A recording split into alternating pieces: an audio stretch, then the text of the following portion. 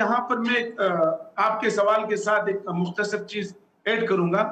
وہ یہ کہ عموماً لوگ یہ سوال کرتے ہیں ان دنوں میں کہ یار قربانی کیوں کر رہے ہو، کسی غریب کو سپورٹ کر لو، کسی جگہ کولر لگا دو، صحیح؟ لیکن یہ جتنی بھی سوالات ہیں نا، یہ سوال وہاں پہ کیوں نہیں کرتے جب ہم اپنے روزمرہ کی روٹین میں کئی ساری چیزیں ضرورت سے زیادہ اسراف کرتے ہیں، جب ہماری شادیاں ہوتی ہیں اس میں ہم ضرورت سے زیادہ پیسے خرچ کرتے ہیں، کئی سارے زندگی کی ایکٹیویٹیز ہیں اس میں جو ہے نا ہم غیر ضروری پیسے خرچ کرتے ہیں، غیر ضروری چیزیں، اور یہ جو اللہ کی طرف سے عبادت قرار دیا گیا ہے، جس کو ذبح عظیم قرار دیا، خود اللہ کہہ رہا ہے کہ میں نے وَتَرَكْنَا عَلَيْهِ فِي الْآخِرِينَ، قیامت تک اس کو ایک مثال قرار دی۔ تو یہاں پہ آ کے جو ہے ایسی چیزیں کیوں ہوتی ہیں؟ اور پھر دوسری بات یہ ہے کہ قربانی جو ہے، قربانی تو آپ کو ان چیزوں سے منع نہیں کر رہا، قربانی تو آپ کو یہ کہہ رہا ہے کہ آپ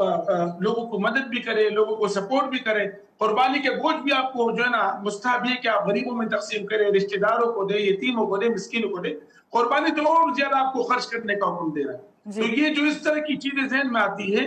یہ بالکل مطلب رونگ کانسیپٹ ہے، اس کو ختم کر دینا چاہیے۔ اللہ کی طرف سے ایک مستقل عبادت ہے، اور یہ وہ عبادت ہے کہ جس پہ قرآن میں سورۃ الحج میں ایک تفصیل، ایک رکوع میں اللہ نے اس کا حکم دیا ہے، اور پھر جگہ جگہ جو ہے وہ، اور پھر میں آخری بات یہ کر رہا ہوں کہ اللہ رب العزت نے سورہ انعام میں کہ اینڈ میں اللہ نے اپنے نبی سے فرمایا کہ اے نبی آپ کہہ دیجئے ان صلاتی، میری نمازیں، ونسکی میری قربانی، ومحیایا میری زندگی، ومماتی میری موت، للہ رب العالمین، اللہ کی لیے۔ تو نبی کی زندگی، نبی کی موت، اور جو ہے نا نبی کی نمازوں کے ساتھ قربانی کا ذکر ہے۔ پھر سورۃ الکوثر میں پھر حکم دیا کہ فصلی لربک وانحر، اے نبی آپ اپنے رب کے لیے جو نا قربانی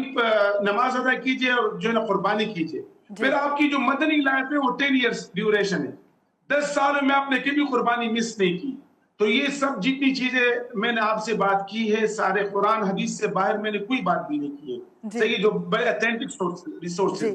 تو اس سے یہ بات ثابت ہو رہی کہ بنیادی جو ہے نا عبادت ہے، اس کو کرنا چاہیے، اور اس کو خوشی سے اور محبت سے کرنا چاہیے۔ بالکل بالکل، اور سب کی خوشی اس میں شامل ہو جائے۔ آپ نے بہت اچھے سے بیان دیا ہے، اور سب سے بڑی بات یہ آپ نے بتائی کہ تقویٰ جو ہے وہ سب سے پہلے آنا چاہیے، جبھی جو ہے آپ کی قربانی جائز قرار ہوتی ہے اور آپ کی قربانی جو ہے قبول ہوتی ہے۔ بہت شکریہ، ہمارے ساتھ ایڈوکیٹ ڈاکٹر مفتی نثار اختر صاحب جو کہ بتا رہے تھے 9 ذی الحجہ